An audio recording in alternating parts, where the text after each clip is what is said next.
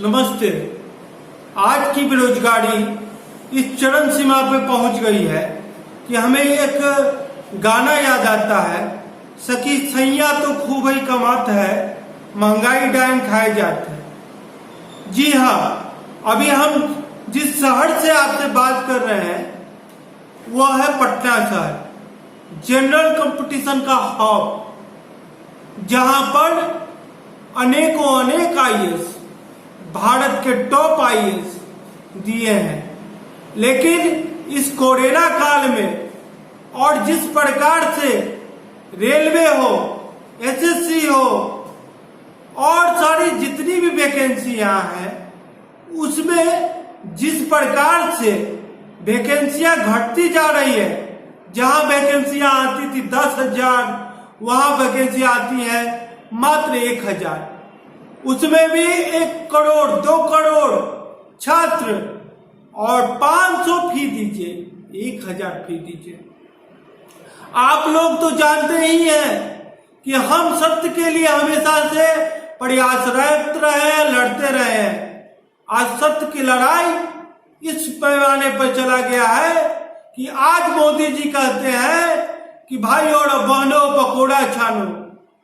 क्या जो समृद्ध घर से है, जो बड़ा घर से है, जो पढ़ाई कर किया, वो पकोड़ा छानेगा? और क्या सभी व्यक्ति अगर पकोड़ा छानेंगे तो खाएगा कौन? ये सोचने की बात है। और हम यह पूछना चाहते हैं आपसे कि जो युवा वर्ग इस कोरोना काल में भी अपने माता पिता का, अपने गुरुजनों का पैसा लगाकर इस आस के साथ, इस विश्वास के साथ पटना में जीवन को जी रहा है कि हमारा कल्याण होगा, हमें नौकरी प्रदान होगा। कब उसे नौकरी प्रदान होगा? कब सरकार जगेगी? अभी तो बिहार में चुनाव है जी, और चुनाव के समय में भी अगर सरकार नहीं जगती है, युवाओं को रोजगार से नहीं जोड़ती है, तो देश का भविष्य होता है युवा। बिहार में आबादी का 60% है युवा। क्या यह 60% युवा बेरोजगार ही बैठेंगे? ये सोचने की बात है। दूसरी बात पर आ जाते हैं। आप तो जानते ही हैं कि हम दिव्यांगों के लिए लड़ाई लड़ते हैं। हम दिव्यांगों के लिए हर अनेक प्रकार से आवाज को बुलंद करते हैं। आप मासिक पेंशन दिव्यांगों को बिहार में नगण्यता के बराबर दे रहे हैं, यानी 400 रुपए दे रहे हैं। और बिहार सरकार का कोई भी फॉर्म 500 रुपए से कम भी नहीं आता है। समान तौर से 1,000, दिव्यांग और महिलाएं 500 रुपया दे देंगे। पेंशन कितना मिलता है? 400 रुपया। अगर दिव्यांग कोई फॉर्म अगर भर दे, कोई फॉर्म अप्लाई कर दे, और अप्लाई किया तो 1 फॉर्म अप्लाई करेगा तो भी कर्जदार हो जाएगा, 2 फॉर्म अप्लाई करेगा तो भी कर्जदार हो रहा है। तो सरकार युवा के बारे में क्या सोच रही है? अब थोड़ा चले बैकग्राउंड में। रेलवे आरआरबी ग्रुप डी विज्ञापन संख्या 2/2018, इसी से शुरुआत करते हैं। इसमें दिव्यांगों के लिए वैकेंसी आया, समान व्यक्तियों के लिए वैकेंसी आया। सभी ने उत्साह पूर्वक भरा और उसमें पैसा खर्च हुआ 500 रुपये, और सभी ने भरा। जानते कितना फॉर्म गिरा? 1 करोड़ 2 करोड़ फॉर्म गिरा। 2 करोड़ फॉर्म का 500 से हिसाब जोड़ लीजिए तो कितना होता है। एक परीक्षा से देश की सारी वित्तीय व्यवस्था चल उठी। एक परीक्षा से भारत सरकार को इतना आमदनी हुआ कि वो देश को आराम से चला सकता है। लेकिन क्या युवाओं का उत्थान हुआ? युवाओं का कल्याण हुआ? नहीं हुआ।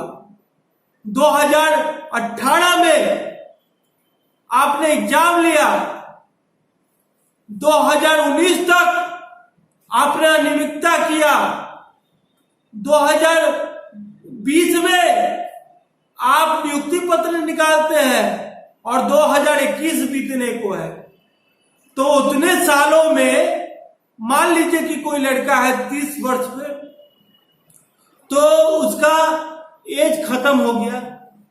और क्या वो एक पैसा भी दे, एक योग्यता परीक्षा भी दे और एक नौकरी के लिए योग्य होने के बाद भी इतना समय का इंतजार करना पड़े? क्या यह जायज है? क्या भारत सरकार का सर्कुलर यह नहीं कहता है कि कितने दिनों में हमको परीक्षा ले लेना है, कितने दिनों में उसका जो रिजल्ट है वो घोषित कर देना है और कितने दिनों में उसका नियुक्ति करवा देना है? तो इस सर्कुलर का पालन क्यों नहीं हो रहा है?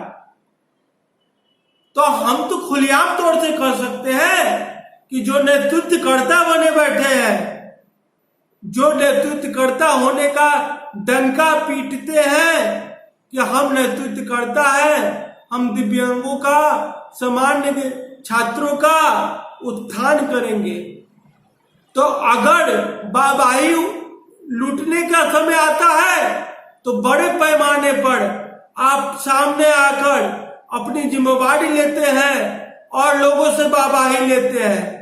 और इस प्रकार की खामियां शिक्षा जगत में, क्योंकि भारत लोकतांत्रिक देश है और लोकतंत्र को समझने के लिए, लोकतंत्र को अच्छे तरीके से जीने के लिए, लोकतंत्र में रहने के लिए सबसे अधिक जरूरी शिक्षा है।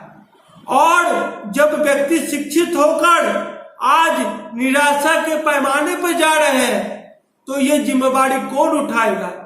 आपने ये तो कह दिया कि बिहार में इलेक्शन है, चलो इलेक्शन की तैयारी करो, चलो झंडा दो, लेकिन ये नहीं कहा कि इलेक्शन से पहले हम 200 या 2 लाख या 4 लाख युवाओं को सही मायने में इलेक्शन के वोटिंग से पहले हम रोजगार से जोड़ते हैं। आखिर क्यों नहीं कह रहे हैं?